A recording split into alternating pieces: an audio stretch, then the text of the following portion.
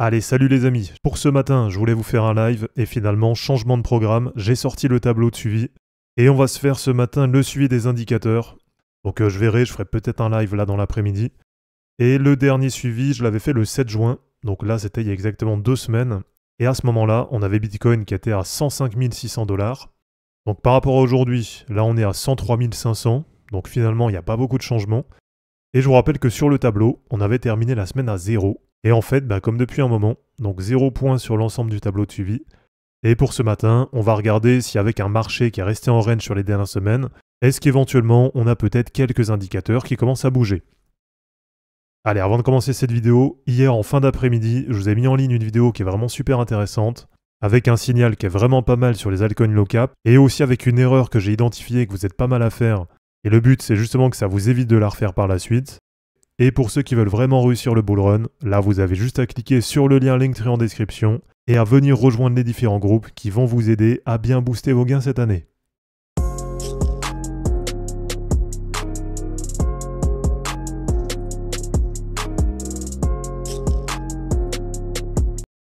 Alors 103 700 $ contre 105 600 $ il y a 2 semaines. Alors normalement, en toute logique, on devrait encore terminer la semaine à 0. Mais voilà, vous connaissez, le marché crypto, c'est pas le marché le plus logique.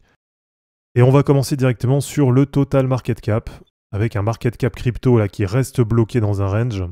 Donc c'est vrai que finalement, il n'y a pas beaucoup de changements par rapport aux dernières semaines.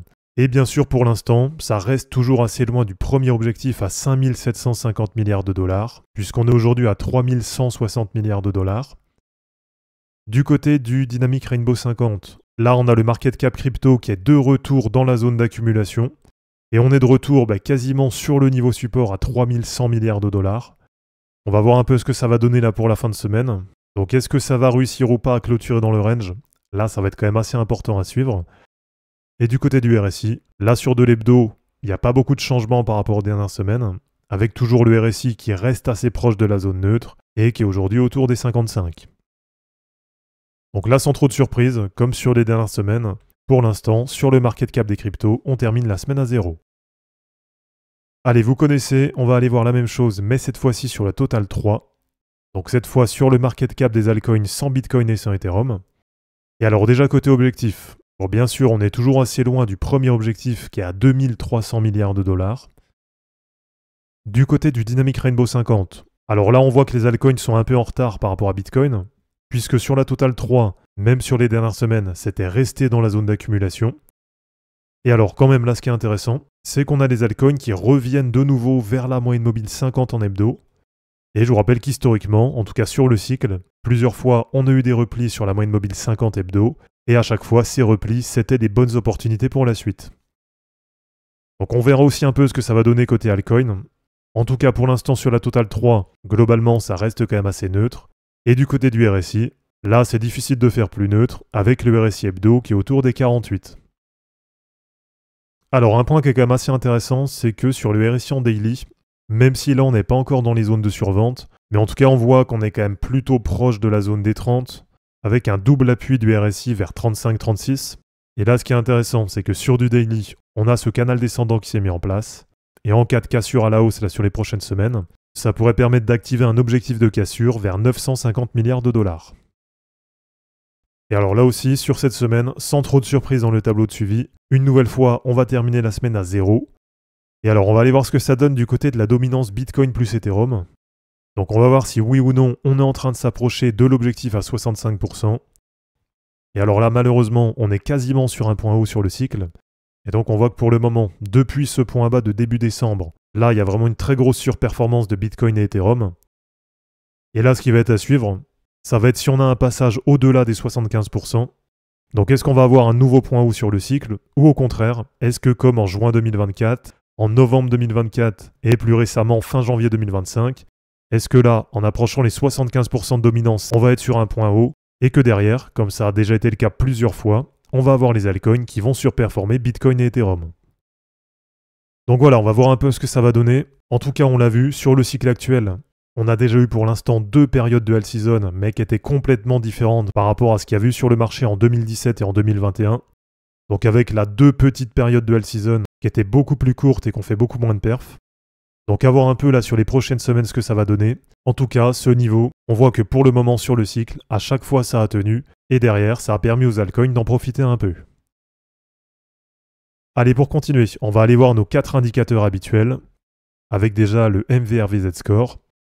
Et bon là, sans trop de surprise, pour le moment, on reste toujours loin du premier objectif à 6. Et là, on voit que depuis à peu près un mois, ça a tendance quand même un peu à baisser. Du côté du NUPL, qui représente, je vous rappelle, les profits et les pertes non réalisées. Là, l'objectif, c'est d'atteindre au moins 70% de profits sur le marché. Et dans ce cas-là, on sera quasiment dans une zone d'euphorie sur le marché. Et alors là, c'est pareil. La tendance depuis à peu près un mois, c'est d'avoir les profits qui diminuent un peu. Et aujourd'hui, on est à peu près autour des 54% sur le NUPL. Alors ensuite, sur le terminal price. Là, je vous rappelle que ce qui nous fera mettre un point dans le tableau de suivi, c'est si on a moins de 20% d'écart entre le prix de Bitcoin et le prix du terminal price. Puisque dans ce cas-là, ça voudra dire qu'on approchera d'un éventuel top de marché. Alors côté chiffres, là aujourd'hui, on a Bitcoin qui est vers 103 500 $, et on a le terminal price qui est à 223 000 $. Donc on a toujours aujourd'hui plus de 50% d'écart entre les deux.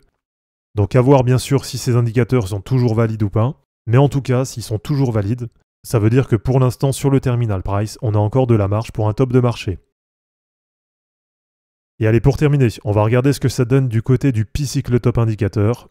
Et là, je vous rappelle que ce qui nous intéresse, c'est si on a moins de 20% d'écart entre les deux courbes. Et alors, pour cette semaine, on a la courbe en jaune qui est à 94 300 $, et on a la courbe en vert qui est à 167 000 $. Donc, c'est-à-dire que pour le moment, on est toujours à bien plus de 20% d'écart entre les deux. Et du côté du P-Cycle Top Prédiction, alors là aussi, à voir si oui ou non cet indicateur va rester valide sur le cycle. Mais en tout cas, pour le moment, on a les deux courbes qui ont même tendance à s'éloigner un peu. Et donc avec la tendance actuelle, pour le moment, il n'y a même plus de date de croisement sur le P-Cycle Top Prédiction. Donc voilà, j'ai envie de dire sans trop de surprise. Mais en tout cas, je trouve quand même que c'est important de faire le suivi pour voir un peu où on se situe. Mais voilà, une nouvelle fois, on termine la semaine à 0 sur l'ensemble des indicateurs. Et donc ça veut dire que soit le marché l'a complètement changé et que ces indicateurs peut-être qu'ils ne seront plus valides, ou alors tout simplement, ça veut dire que pour le moment, on est encore très loin des niveaux d'euphorie et qu'on a encore beaucoup de marge sur le marché. Donc voilà, dites-moi un peu ce que vous en pensez. En tout cas, perso, vous le savez, j'ai pas changé mes objectifs et je pense toujours que Bitcoin à 175 000 $, ça reste possible sur le cycle. Et c'est pareil sur le market cap. Là, je pense toujours qu'on peut aller chercher entre 5 750 milliards et à peu près 8 000 milliards de dollars.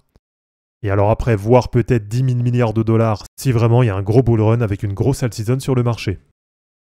Donc voilà les amis, c'est terminé pour cette vidéo. J'espère en tout cas que ça vous aura plu. Comme d'habitude, si ce n'est pas encore fait, pensez à vous abonner, à liker et à commenter cette vidéo pour soutenir la chaîne. De mon côté, je vous mets tout ça en ligne et je vous dis à bientôt. Ciao.